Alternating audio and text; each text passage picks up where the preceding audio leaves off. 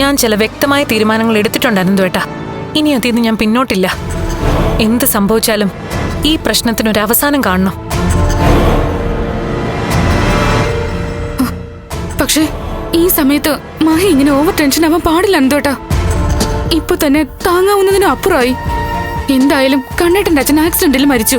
പിന്നെ അത് ഇത്രയും നാളും മഹിക്ക് കണ്ണേട്ടനിൽ നിന്ന് മൂടി വെക്കേണ്ട ഒരു ആവശ്യമില്ല. അതിനി പറഞ്ഞിട്ട് കാര്യമില്ലല്ലോ. കണ്ണന്റെ സ്വഭാവം അറിയാവുന്നതുകൊണ്ട് നമ്മൾ പോലും അവനോട് സത്യങ്ങൾ പറയാൻ മടിക്കല്ലേ. പിന്നെ മഹിയുടെ കാര്യം പറയണോ? ആ ആക്സിഡന്റിന്റെ ദൃക്സാക്ഷിയാ മഹി.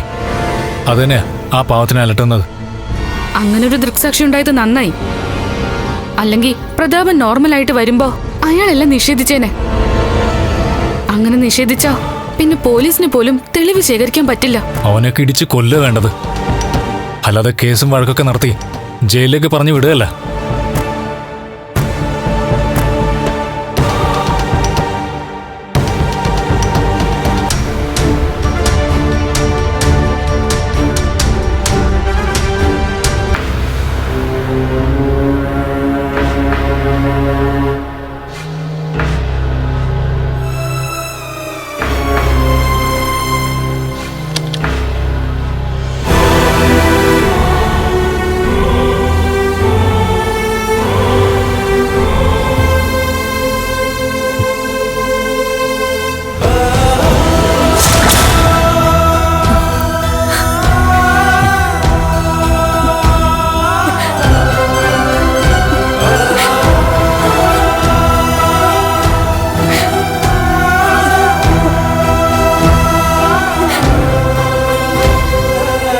എന്തു വേണം? എന്തിനാ വന്നത്? ഞാൻ പറഞ്ഞിട്ടില്ലേ ഇനി എന്നെ കാണാൻ വരരുതെന്ന്. ഇപ്പൊ മറ്റാരെക്കാളും കണ്ണേട്ടന് വെറുപ്പ് എന്നോടാണെന്ന് എനിക്കറിയാം. കല്യാണം കഴിഞ്ഞപ്പോ തന്നെ പലതും എനിക്ക് പറയാമായിരുന്നു. പക്ഷെ അത് ഞാൻ മൂടി വെച്ചു. ഞാൻ എന്തുകൊണ്ടാണ് അങ്ങനെ ചെയ്തതെന്ന് എനിക്കറിയില്ല. ശരിക്കും പറഞ്ഞ എന്റെ മനസ്സിനകത്തൊരു സമരം നടക്കുകയായിരുന്നു. പറയണോ വേണ്ടയോ എന്ന് പലതവണ ഞാൻ എന്നോട് തന്നെ ചോദിച്ചു.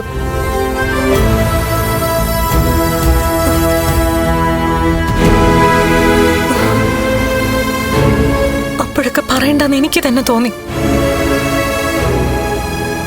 എന്നാൽ ഇനി നടന്നതൊന്നും മനസ്സിൽ വെച്ചോണ്ടിരുന്നിട്ട് കാര്യമില്ല. അതെല്ലാം തുറന്നു പറയാനാ ഞാൻ വന്നത്. എനിക്കൊന്നും കേൾക്കണ്ട. കേട്ടേ പറ്റൂ. കണ്ണേട്ടൻ ഇപ്പൊ തന്നെ എന്തൊക്കെയോ അറിഞ്ഞെന്ന എന്റെ വിശ്വാസം. അല്ലെങ്കിൽ എന്നെ ഇങ്ങനെ വെറുക്കില്ല. അനന്തുവേട്ടനെ ലേഖ്യം തള്ളി പറയില്ല. അതുകൊണ്ടാ പറഞ്ഞത് എനിക്കൊന്നും കേൾക്കണ്ടെന്ന്. എങ്കിലും പറയാനുള്ളത് എനിക്ക് പറയണം. ഇനി അത് ഭാരമായിട്ട് ഉള്ളി വെച്ചോണ്ട് നടക്കാൻ പറ്റില്ല. അത് നമ്മുടെ കുഞ്ഞിനെ പോലും ബാധിക്കും.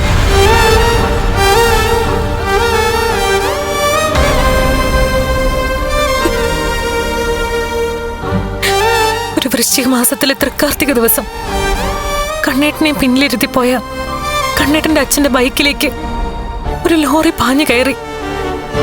ആ ലോറി ഓടിച്ചത് കരുണയുടെ അച്ഛൻ പ്രതാപനായിരുന്നു. അന്ന് 5 വയസ്സ് മാത്രം പ്രായമുണ്ടായിരുന്ന ഞാനതിന് സാക്ഷിയായിരുന്നു. എന്റെ അച്ഛന്റെ ബാധ കയറിയിട്ട് സത്യങ്ങൾ പറയാൻ വന്ന പ്രതാപന്റെ വായി എല്ലാരും കൂടി തുന്നിക്കെട്ടി. 7-ാം മാസം എന്റെ തറവാട്ടിൽ നടന്ന നാടകങ്ങൾ ചെറുതൊന്നുമല്ല. എങ്കിലും കണക്കിന് 1-ാം റാങ്ക് വാങ്ങി പാസ്സായ ഒരു സ്റ്റുഡന്റാണ് ഞാൻ. അങ്ങനെയുള്ള എനിക്ക് ചിലതൊക്കെ കണ്ടാൽ മനസ്സിലാവും. അതുകൊണ്ടാ 7-ാം മാസത്തെ ചടങ്ങിന് തന്നെ തന്റെ അമ്മ വിളിച്ചോണ്ട് പോയപ്പോ കൂടെ ഞാനും വന്നത്. അന്ന് അമ്മയ്ക്കൊപ്പം താൻ അകത്തേക്ക് പോയ സമയത്ത് അയാൾ എന്നോട് സത്യങ്ങളെല്ലാം പറഞ്ഞു. അയാളാണ് എന്റെ അച്ഛനെ കൊന്നതെന്ന്, അതിന് താൻ സാക്ഷിയായിരുന്നു എന്നും പറഞ്ഞു.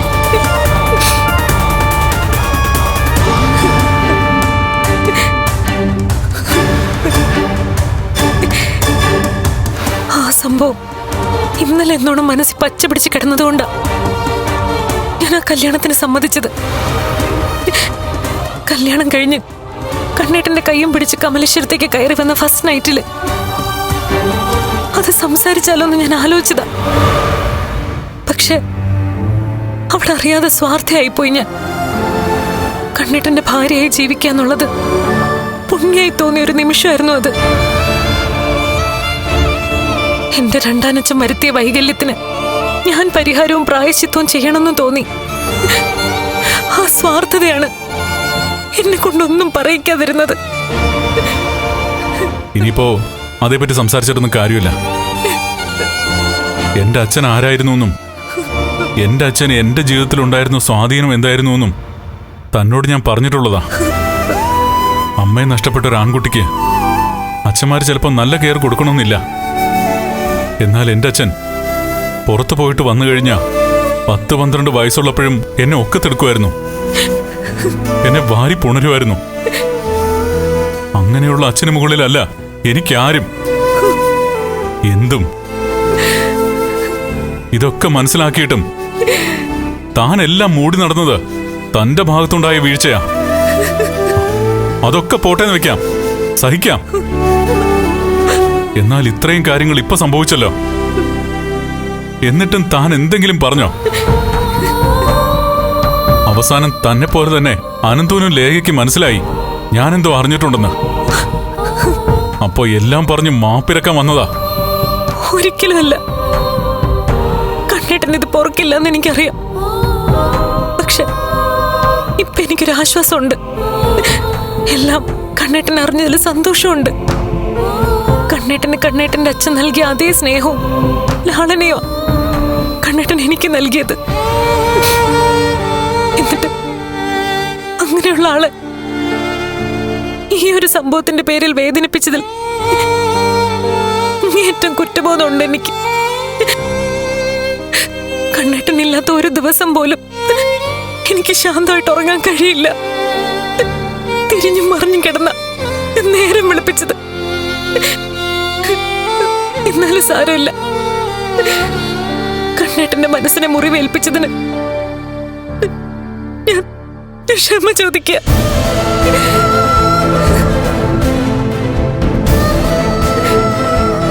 അതിന്റെ ഒന്നും ആവശ്യമില്ല.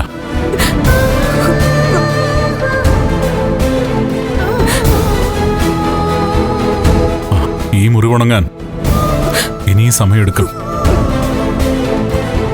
അതുകൊണ്ട് ദയവ് ചെയ്ത് ഇവിടേക്ക് വന്നാലും എന്റെ മുമ്പിലേക്ക് വരരുത്. ഇതെന്റെ അപേക്ഷയാ.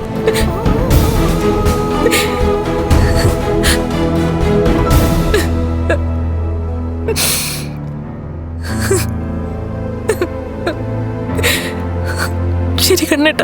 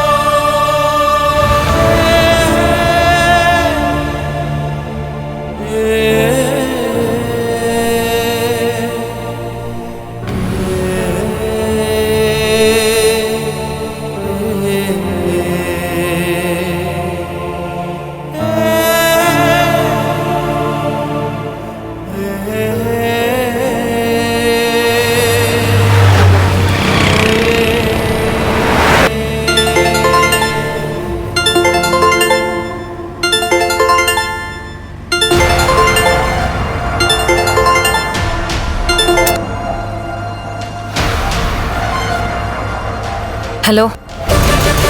എന്തായി മോളെ, പൈസയൊക്കെ റെഡിയാക്കി വെച്ചോ? ഇല്ല, എനിക്ക് കുറച്ചുകൂടി സാവകാശം തരണം.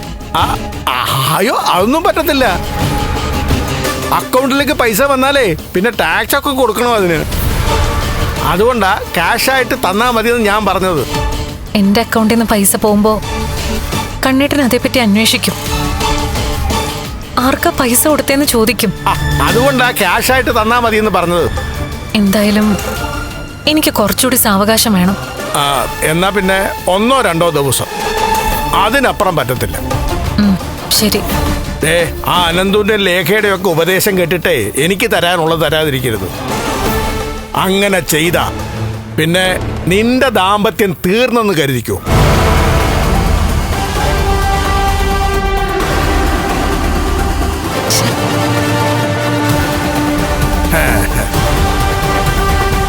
നിങ്ങൾ അവളെ ഇങ്ങനെ ഭീഷണിപ്പെടുത്തിയല്ലേ അവള് ചിലപ്പോ രണ്ടും കൽപ്പിച്ച് അങ്ങ് ഇറങ്ങും.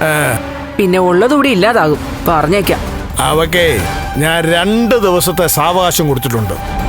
അത് കഴിഞ്ഞാല് അവള് നല്ല കുട്ടിയെ പോലെ കാശ് കൊണ്ടുവന്ന് എന്നെ കാൽക്കൽ വെക്കും. ഒരുപാട് സ്വപ്നം കാണണ്ട. അങ്ങനെ കണ്ട സ്വപ്നങ്ങളൊക്കെ ഏത് രീതിയിൽ അവസാനിച്ചെന്ന് അറിയാലോ. ഇവിടെ അങ്ങനൊന്നും സംഭവിക്കത്തില്ലടി. എങ്ങനെങ്കിലും ഒതുക്കി തീർക്കാനേ അവള് ശ്രമിക്കൂ. ഇപ്പൊ പൈസയുടെ കാര്യം പറഞ്ഞ് ബാർഗെയിൻ ചെയ്തുകൊണ്ടിരിക്കുന്നു. നാളെ ചിലപ്പോ ഞാൻ ഉന്നം വെക്കുന്നത് ഭൂമിയായിരിക്കും. ഏക്കർ കണക്കിന് പരന്നു കിടക്കുന്ന കണ്ണന്റെ പ്രോപ്പർട്ടി. അതിൽ കുറച്ച് നമ്മുടെ പേരിലേക്ക് വന്നാൽ എന്താടി കുഴപ്പം? സ്വത്തെല്ലാം കണ്ണന്റെയും മഹാലക്ഷ്മിയുടെയും പേരില. അപ്പൊ അവള് മാത്രം വിചാരിച്ചാൽ ഒന്നും നടക്കില്ല.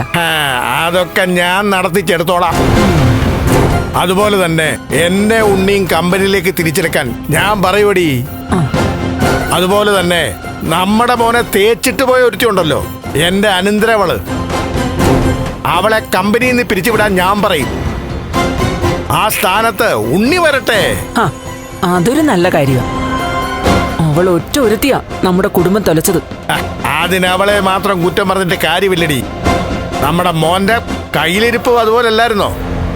അവൻ കാരണം ഒരമ്മയ്ക്കും കുഞ്ഞിനും ചെലവ് കൊടുത്തോണ്ടിരിക്കല്ലേ. കല്യാണത്തിന് മുമ്പ് ചെറുപ്പക്കാര് പിള്ളേരെ വഴിവിട്ട ബന്ധങ്ങളിലൊക്കെ പോകും എന്ന് വെച്ച് ആരും ഇതുപോലെ അബദ്ധങ്ങൾ കാണിക്കില്ല. പ്രേമിക്കുന്ന പെണ്ണിൽ ഒരു കുഞ്ഞു ജനിച്ചു പോയാ പിന്നെ ഏത് കോടതിയിൽ പോയാലും പെണ്ണെ ജയിക്കത്തുള്ളടി സീമന്തിനി. അങ്ങനെ കോമാ സ്റ്റേജിൽ കിടക്കുന്ന നിന്റെ മോൻ ഉൾപ്പെടെ ഉണ്ടാക്കി വെച്ച ബാധ്യതകൾ തീർത്തേ തീരൂ. അതിന് ഈ 10 ലക്ഷം എന്ന് പറയുന്നത് ഒരു ടോക്കൺ മാത്രമാ. ഇനി അതിന്റെ മുകളിലുള്ള സംഖ്യ വരാൻ കിടക്കുന്നതേ ഉള്ളൂ. അതുകൊണ്ടാ ഞാൻ പറഞ്ഞത് മഹാലക്ഷ്മി ഒരു വേൾഡ് ബാങ്ക് ആണെന്ന്. അവള് സ്വർണ്ണക്കുടത്തിന്ന് സ്വർണ്ണ നാണയങ്ങൾ ഇങ്ങനെ ഒഴുക്കി വിടുവടി. അത് 2 കൈയും നീട്ടി സ്വീകരിക്കാൻ മാത്രം നമ്മൾ തയ്യാറായാ മതി.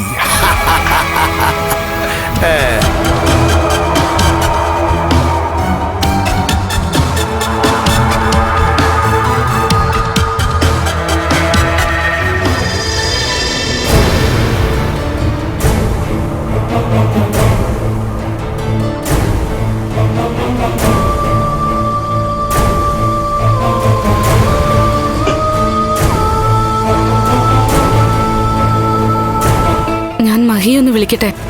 വേണ്ട, മഹി ആരെയാ കാണാൻ പോയെന്ന് വെച്ചാ പോയിട്ട് വരട്ടെ. എന്തായാലും അത് മാർക്കോയല്ലെന്ന് വ്യക്തമായി. അവനെ ഞാൻ വിളിച്ചപ്പോ മഹി അവനെ വിളിച്ചിട്ടില്ലെന്നാ പറഞ്ഞത്.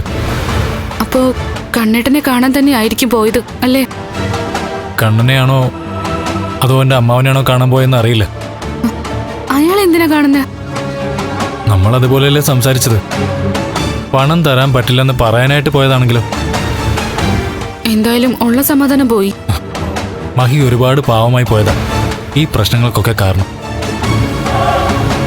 കുഞ്ഞുനാൾ മുതലേ എല്ലാരും ഭയക്കുന്നൊരമ്മ അതേ രീതിയിൽ തന്നെ മകളെയും വളർത്തിയത്. പിന്നീട് കണ്ണനൊപ്പം വന്നതിന് ശേഷം കുറച്ചൊക്കെ മാറ്റമുണ്ടായത്, പ്രത്യേകിച്ച് നമ്മളുമായിട്ട് സഹകരിച്ചതിന് ശേഷം.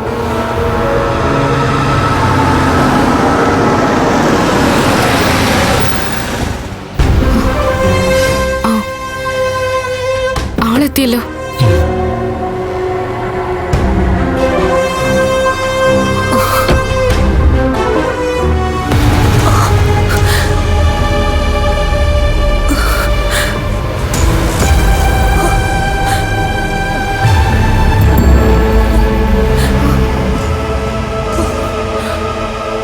മഹി, അയ്യോ അയ്യോ, ഒന്ന് വന്നേ. അനന്തൂട്ടാ, വണ്ടി കേട്ടില്ല, വണ്ടി എടുക്കുക. മഹി,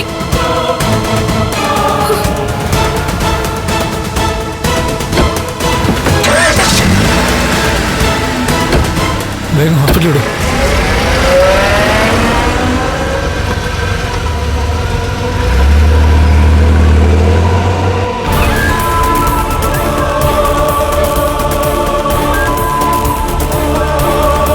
ഉയ്യ്.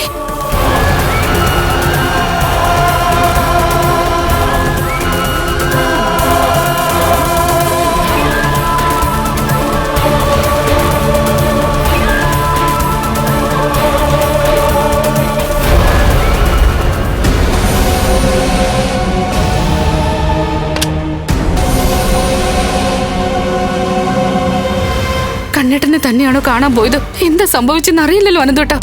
അവൻ ഫയർ ചെയ്താണ്, ആട്ടി പുറത്താക്കി കാണും. അന്ന് വിഷം കഴിച്ചപ്പോ മുതല് കുഞ്ഞിന്റെ കാര്യത്തില് പ്രത്യേക ശ്രദ്ധ വേണമെന്ന് ഡോക്ടർ പറഞ്ഞതാ. ഒരു സമാധാനം ഇല്ലല്ലോ അനന്തോട്ടാ. പെട്ടെന്ന് തന്നെ ഇങ്ങോട്ട് കൊണ്ടുവന്നല്ലോ. തളർന്നു വീഴാൻ പോയത് നമ്മുടെ വീട്ടുമുറ്റത്തായത് നന്നായി. ഇതോടെങ്കിലും മഞ്ഞുരുകിയ മതിയായിരുന്നു. കണ്ണേട്ടന്റെ ദേഷ്യം അടങ്ങിയ മതിയായിരുന്നു. അടങ്ങി അവന് കൊള്ളാം. അല്ലെങ്കിൽ അവന്റെ അച്ഛനെ ഓർത്ത് ഈ ജന്മം മുഴുവൻ അവൻ കരഞ്ഞ പോലെ മഹാലക്ഷ്മിയും അവന്റെ കുഞ്ഞിനെ ഓർത്ത് അവൻ കരയേണ്ടി വരും.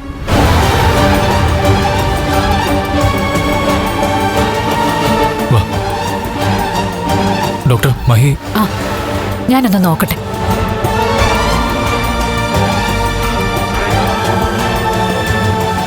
കണ്ണേട്ടനെ വിളിച്ച് വിവരം പറയണ്ടേ? വിളിക്കണം. മഹാലക്ഷ്മി ഹോസ്പിറ്റലിലാണെന്ന് അറിയുമ്പോഴെങ്കിലും അവന്റെ വാശിയും വൈരാഗ്യം അടങ്ങും നോക്കാം.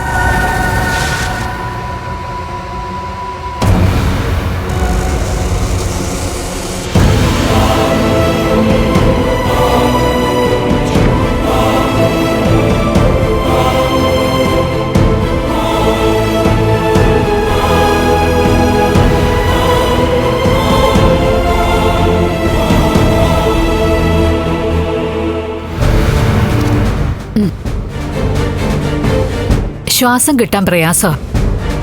അത് അമ്മയേക്കാൾ ബാധിക്കുന്നത് കുഞ്ഞിനെ ആയിരിക്കും. പെട്ടെന്ന് ശ്വാസഗതിയൊക്കെ നോർമൽ ആവണം. വളരെ ശ്രദ്ധിക്കണം. എന്തെങ്കിലും മാറ്റം ഉണ്ടെങ്കിൽ എന്നെ അറിയിക്കണം. ശരി ഡോക്ടർ.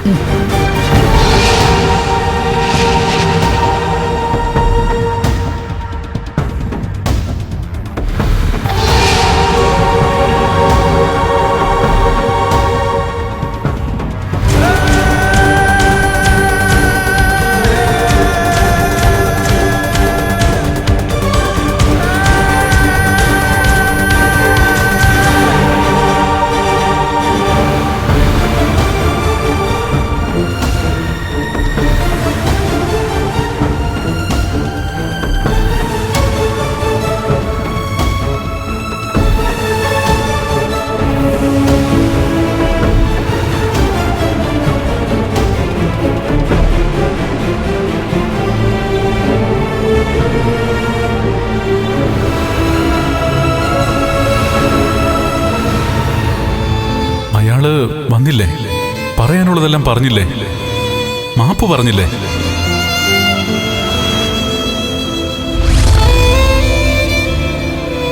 അയാളതിന് തെറ്റൊന്നും ചെയ്തില്ലല്ലോ. പിന്നെന്തിനാ ഞാനിങ്ങനെ വാശി പിടിക്കുന്നേ?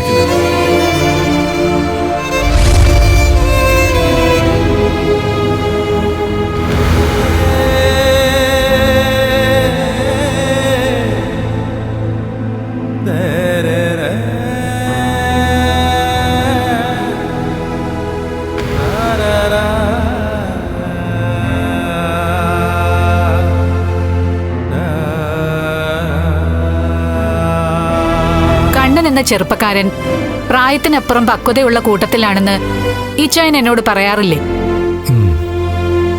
അങ്ങനെയുള്ള ഒരാളിൽ നിന്നും ഒരിക്കലും ഉണ്ടാവാൻ പാടില്ലാത്തതാ ഇപ്പൊ ഉണ്ടായിക്കൊണ്ടിരിക്കുന്നെ. അയാൾക്ക് അയാളുടെ അച്ഛൻ അത്രത്തോളം പ്രിയപ്പെട്ട ആളായിരുന്നു. ആയിക്കോട്ടെ, പക്ഷേ ആ അച്ഛൻ ഇന്നില്ലല്ലോ. അപ്പൊ മരിച്ചുപോയ ആ ആളിനു വേണ്ടി ജീവിച്ചിരിക്കുന്ന 2 ജീവനുകളെയാ കണ്ണൻ അപകടത്തിലേക്ക് തള്ളിവിടുന്നത്. അത് ശരിയാണ് എലിസബത്തെ. എന്റെ അനിയത്തിയായ നിന്റെ അടുത്ത് തന്നെ ട്രീറ്റ്മെന്റിന് വരണമെന്ന് കണ്ണനോടും മഹാലക്ഷ്മിയോടും ഞാൻ പറഞ്ഞത് വെറുതെ അല്ല. അതാകുമ്പോ എനിക്ക് പെട്ടെന്ന് കാര്യങ്ങൾ അറിയാൻ പറ്റുമല്ലോ. ഒരിക്കൽ മാരകമായ വിഷം മഹാലക്ഷ്മിയുടെ ഉള്ളിൽ ചെന്നതുകൊണ്ട് ആ കുട്ടിയുടെ പ്രസവം ഇത്തിരി കഠിനമായിരിക്കുമെന്ന് എനിക്കറിയാം. ആ സമയത്ത് അലോപ്പതിക്കൊപ്പം ആയുർവേദവും ചിലപ്പോൾ ഗുണം ചെയ്തെന്ന് വരാം. എന്തായാലും ഇച്ചായൻ കണ്ണനെ ഒന്ന് വിളിക്കണം. എന്നിട്ട് അയാളോട് വളരെ സീരിയസ് ആയിട്ട് സംസാരിക്കണം. അയാളുടെ പ്രസൻസ് ആണ് ഇപ്പൊ മഹാലക്ഷ്മി കൂടുതൽ ആഗ്രഹിക്കുന്നത്. ഇപ്പോഴത്തെ മഹാലക്ഷ്മിയുടെ അവസ്ഥ അയാൾ അറിഞ്ഞിട്ടുണ്ടാവണമെന്നില്ല. എന്തെങ്കിലും നടന്ന ശേഷം കുറ്റബോധം ഉണ്ടായിട്ട് കാര്യമില്ല ചായ. സമയത്തിനാണ് വില. ഞാൻ ഉടനെ അയാളെ വിളിച്ചോളാം.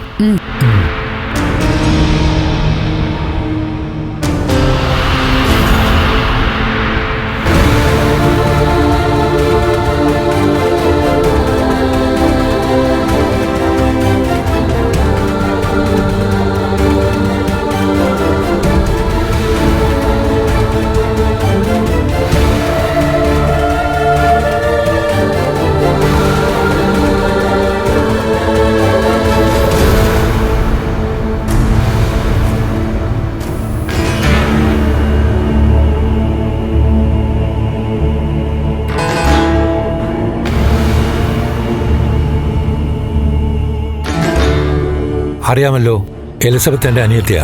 അതുകൊണ്ടാണ് എലിസബത്തിനെ തന്നെ മഹാലക്ഷ്മിയെ കാണിക്കണമെന്ന് ഞാൻ കണ്ണനോട് പറഞ്ഞത്.